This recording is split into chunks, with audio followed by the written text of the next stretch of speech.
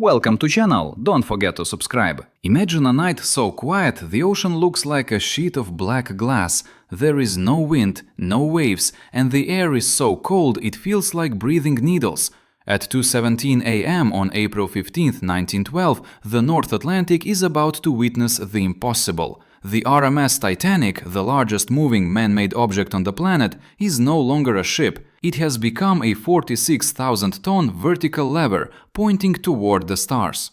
The stern is lifted high out of the water, exposing the three massive bronze propellers, each one the size of a two-story house, to the freezing night air. 1,500 people are clinging to the railings, to the benches, to each other, as the laws of physics begin to override the dreams of engineers. Then the sound begins. It is not a snap, it is a tectonic groan. The steel hull, an inch of solid metal, begins to buckle under a stress it was never meant to endure. In a horrifying display of structural failure, the unsinkable legend tears itself in half. The lights, powered by massive steam dynamos deep in the belly of the beast, flicker one last time and die, plunging the screaming crowd into a darkness so absolute it feels physical. But the most shocking part of this tragedy isn't that the ship hit an iceberg.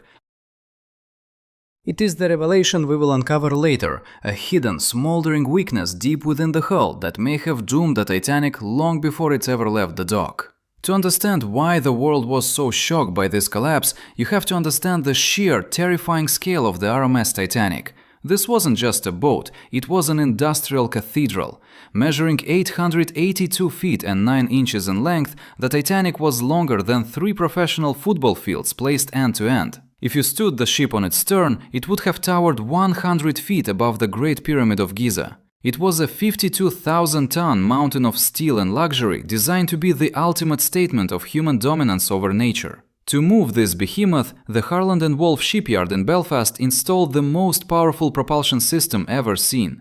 2 reciprocating 4-cylinder triple-expansion steam engines and 1 low-pressure Parsons turbine worked in tandem to generate 46,000 horsepower. That is equivalent to the power of a fleet of 60 modern Formula One cars all racing at full throttle simultaneously. The ship consumed 650 tons of coal every single day, requiring a small army of 176 firemen to shovel fuel into the 29 massive boilers 24 hours a day. Each of those boilers was 15 feet and 9 inches in diameter, large enough for a horse and carriage to be driven through it without touching the sides. The anchors alone were a feat of engineering.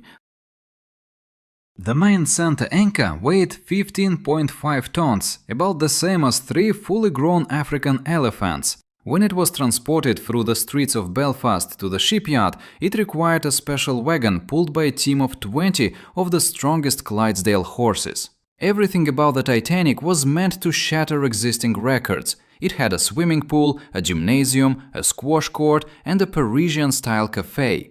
The first-class parlor suites were decorated with hand-carved woodwork and marble fireplaces, costing passengers up to $4,350 for a one-way trip. That is over $130,000 in today's money. It was a floating social hierarchy, a fortress of the Gilded Age. The public and the press were convinced it was a sanctuary of safety. It featured 16 watertight compartments with doors that could be closed remotely from the bridge with the flip of a single electric switch. The prevailing logic of the time was that even in the worst-case scenario, a direct collision with another ship, the Titanic could stay afloat with any 2 of its compartments flooded, or even the first 4. It was inspected by the most prestigious maritime authorities, certified by the British Board of Trade, and legal in every sense of the word. The inspectors looked at the blueprints, they looked at the steel, and they declared it a triumph. They believed they had built a ship that the sea could not break. Yet this masterpiece of Edwardian engineering was about to be undone by a series of microscopic flaws and systemic oversights. The steel used in the hull, while the best available in 1912, had a high sulfur content. In the freezing waters of the North Atlantic, this caused the metal to undergo a ductile to brittle transition. Instead of bending under impact, the steel shattered like glass. Even more critical were the 3 million rivets used to hold the hull plates together. While the central part of the ship used high-strength steel rivets, the bow and stern used iron rivets, which were easier to install by hand in the cramped spaces of the shipyard. These iron rivets were riddled with slag inclusions, making them brittle and prone to shearing off under pressure. The world believed the Titanic was a tank, an indestructible wall of metal. In reality, it was a finely tuned machine held together by millions of tiny, vulnerable pins heading straight into an environment that would turn its greatest strengths into its fatal weaknesses. We assume that a disaster of this magnitude requires a massive failure, but as we are about to see, the Titanic was brought down by the cumulative weight of small, ignored details. Behind the grandeur of the Titanic lay a web of corporate ambition and outdated regulations that set the stage for the unthinkable. In the early 1900s, the White Star Line was locked in a fierce battle with the Cunard Line. While Cunard focused on speed, White Star, led by J. Bruce Ismay, bet on size and luxury. This wasn't just a business decision, it was a gamble on the limits of contemporary engineering. The permits for the Titanic were granted under the British Board of Trade regulations, which were tragically obsolete. The law at the time calculated the number of required lifeboats based on the ship's tonnage, not its passenger capacity. Because of this loophole, the Titanic was legally allowed to carry only 20 lifeboats, enough for just 1,178 people, despite having a total capacity of over 3,300. This was a catastrophic failure of oversight, rooted in the arrogant belief that the ship itself was its own life raft. To understand the mechanics of the collision, we have to look at the physics of a 52,000-ton object moving at 22.5 knots. At that speed, the Titanic possessed a kinetic energy of over 1.2 billion foot-pounds. This is roughly the energy released by detonating 300 kilograms of TNT. When First Officer William Murdoch saw the iceberg, he ordered a hard starboard turn and full astern on the engines. This was the point of no return. By reversing the central turbine, he actually reduced the flow of water over the rudder, significantly decreasing the ship's maneuverability.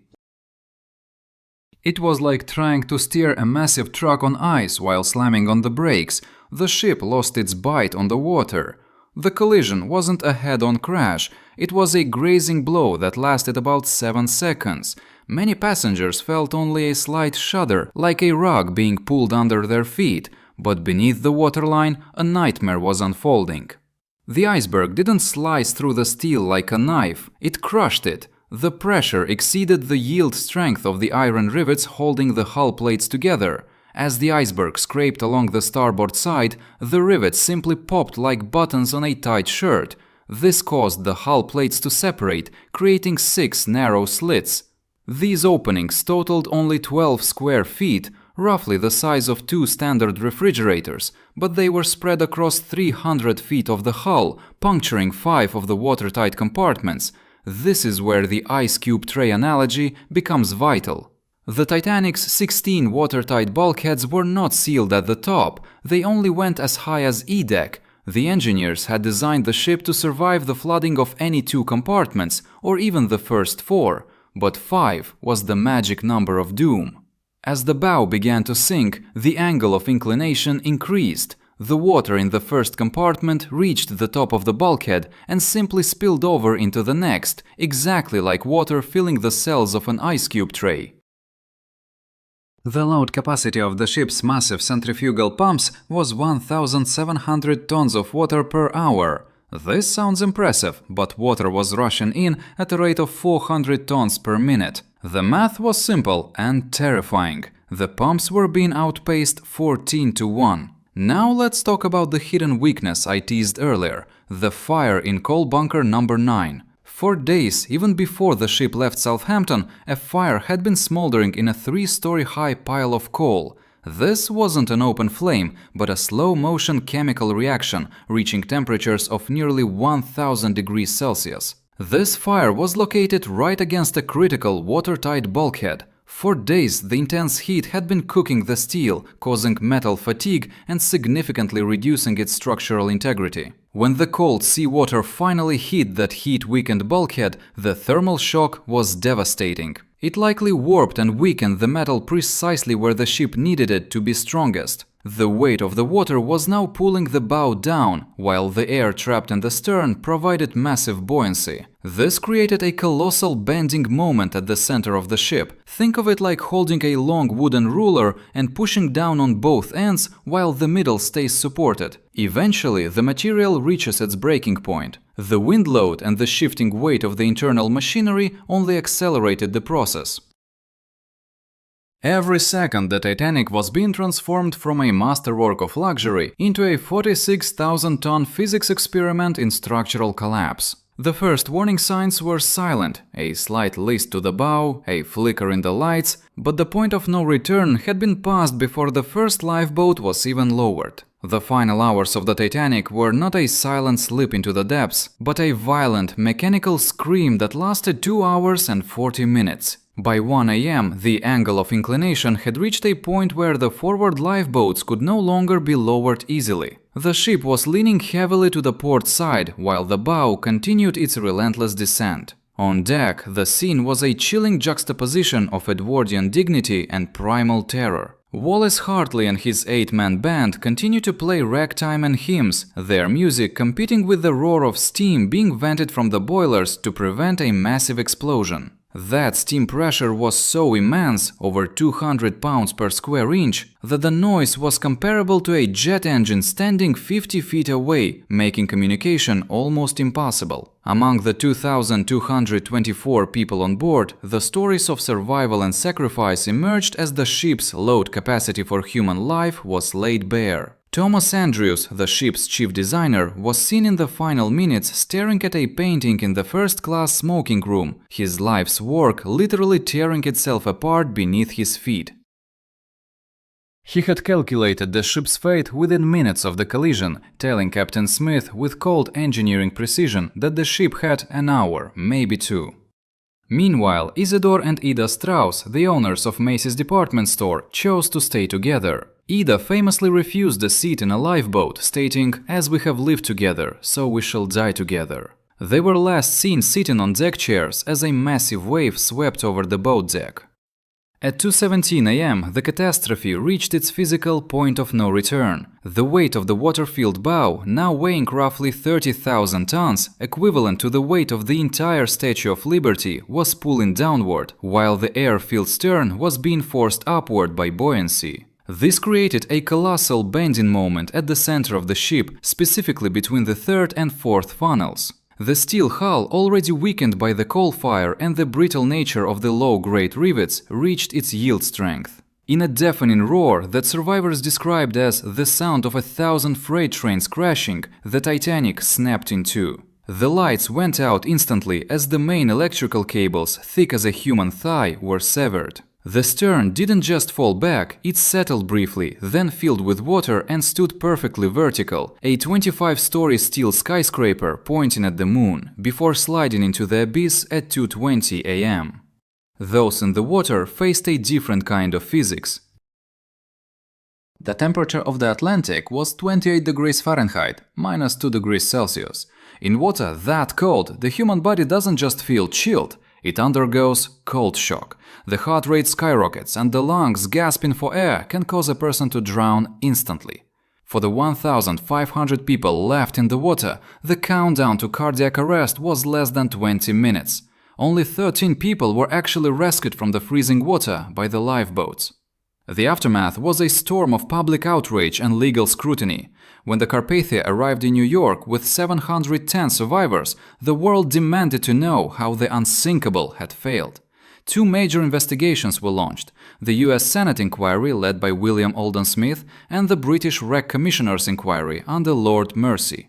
The US inquiry was aggressive, uncovering the shocking fact that the SS Californian was less than 10 miles away and had watched the Titanic's distress rockets but failed to respond because their wireless operator was asleep. The British inquiry, however, was criticized as a whitewash designed to protect the reputation of the Board of Trade and the White Star Line. Despite 82 days of testimony and over 25,000 questions asked, no one was held legally responsible for the 1,500 deaths.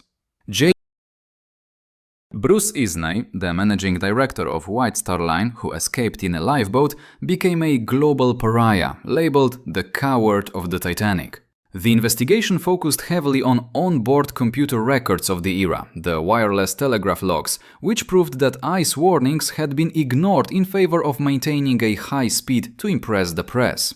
The yield strength of the rivets and the load capacity of the lifeboats were discussed in technical circles, but for the public, the tragedy remained a haunting reminder that no amount of steel can overcome the cold indifference of the ocean.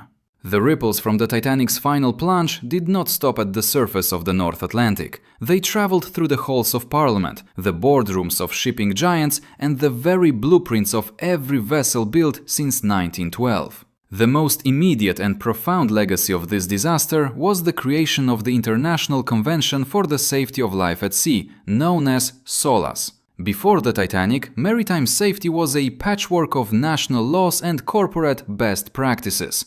After the Titanic, it became a global mandate. The first version of SOLAS was passed in 1914, just 2 years after the sinking. It dictated that every single ship must carry enough lifeboats for every person on board. No more calculating safety based on the weight of the steel. From that point on, safety was calculated by the number of beating hearts. One of the most critical technical shifts was the reform of wireless telegraphy. During the sinking, the nearby SS Californian had its radio turned off because the lone operator had gone to bed. This oversight cost hundreds of lives. New laws were passed requiring a 24-hour radio watch on all seagoing vessels. Every ship became a node in a global safety net that never sleeps. Furthermore, the International Ice Patrol was established to track and report icebergs in the North Atlantic. To this day, this organization monitors an area of 375 million square miles, about twice the size of the entire landmass of the United States. In the century following the Titanic's disaster, not a single life has been lost to an iceberg collision within the patrol's monitored zone.